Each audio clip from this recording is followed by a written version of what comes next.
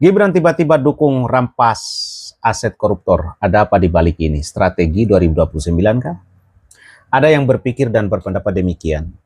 Dan saya kira itu wajar. Kemajuan pembangunan, yaitu korupsi. Korupsi, kita bicara tentang sebuah fenomena yang menjadi hambatan terbesar dalam kemajuan pembangunan, yaitu korupsi.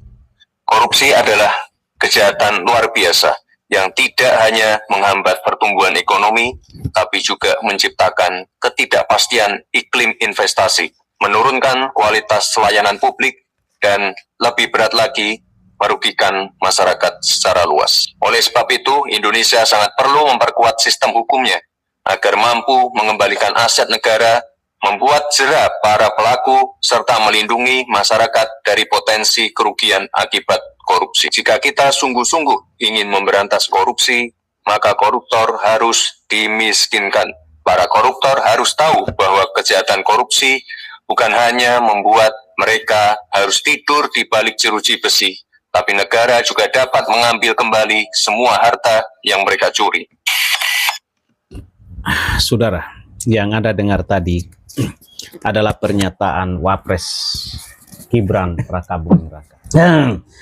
Gibran tiba-tiba dukung rampas aset koruptor. Ada apa di balik ini? Strategi 2029 kah? Ada yang berpikir dan berpendapat demikian. Dan saya kira itu wajar saja. Kita ngobrol secara serius, santai aja. Gak usah terlalu tegang amat ya. Serius, enggak usah terus serius tapi santai gitu. Tiba-tiba Gibran bicara Mas Gibran atau Pak Wapres bicara keras soal perampasan aset koruptor. Nada tegas, pesan jelas, koruptor harus dimiskinkan. Pertanyaannya, mengapa sekarang? Ada yang bertanya begitu. Apa ini murni dorongan moral atau ada strategi politik besar menuju 2029? Tentu semua itu bisa dimungkinkan dan bisa hadir dan muncul di benak kita. Isu pemberantasan korupsi adalah isu paling aman dan paling populer di Indonesia.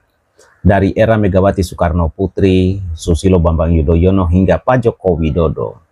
Narasi anti korupsi selalu jadi panggung moral. Kenapa? Karena rakyat lelah, rakyat sudah marah, dan rakyat ingin keadilan. Terlebih lagi mungkin rakyat sudah mulai sadar, oh penderitaan saya ini ternyata gara-gara koruptor. Mungkin para guru-guru juga, guru-guru di Indonesia, ya wajar kalau mereka melihat angka-angka yang dikorupsi. Aduh, ini kalau diberikan tunjangan kepada kami ini akan bagus, ini akan konsen kami mengajar. Boleh saja. Petani pun bisa berpikir demikian, bisa menduga demikian, nelayan bisa demikian. Justru itu yang harus hadir di tengah kehidupan kita. Sebagai rakyat harus sadar begitu. Pedagang bakso, semuanya yang hidup sebagai apa di Indonesia harusnya melihat angka-angka itu dan waduh, ini kalau seandainya tidak dikorupsi mungkin akan sedikit stabil nih kehidupan kita, kan gitu kira-kira saudara. Nah, ketika seorang tokoh muda seperti Mas Wapres Gibran Rakabuming Raka ini berbicara soal rampas aset koruptor, itu langsung menyentuh emosi publik. Tapi politik ini kan sesungguhnya, atau bisa kita katakan bukan hanya soal benar atau salah. Politik adalah soal momentum, timing. Perampasan aset tanpa putusan pidana final adalah isu yang sudah lama dibahas dalam rancangan undang-undang perampasan aset. Sebagian mendukung demi efek jerah, sebagian khawatir karena rawan disalahgunakan. Kalau regulasinya kuat, ini bisa jadi terobosan. Kalau lemah, bisa jadi alat tekanan politik. Dan disinilah pertanyaannya, apakah dukungan ini murni reformasi hukum atau positioning? Tahun 2029 memang masih jauh. Tapi dalam politik selalu ada istilah persiapan yang matang. Dan dimulai dari jauh hari itu lebih oke. Dan sekarang 2026, 2027, 2029, 3 tahun lagi. Karena persiapan dimulai sejak hari pertama menjabat, ya itu mungkin akan jauh lebih mantap lagi ya. Nah, figur yang ingin bertarung di 2029 harus membangun citra tegas, anti korupsi, berani, pro rakyat. Mungkin juga harus ada lagu-lagunya gitu.